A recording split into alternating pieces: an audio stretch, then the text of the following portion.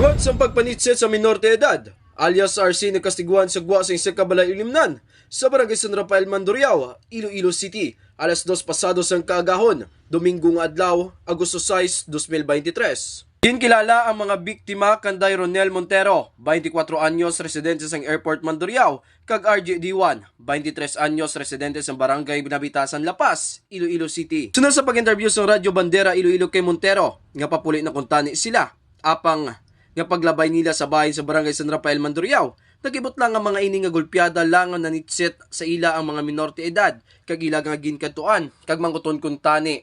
Apang nakibot lang ang mga ini, nga gulpyada lang nga ginsumbag si Montero sang wala pa makilalaan nga minor de edad. Ninsitsita kami na. Tapos pag panitset, naglibot ka mo balik? Nalibot kami balik. Kay bang kung ano problema to?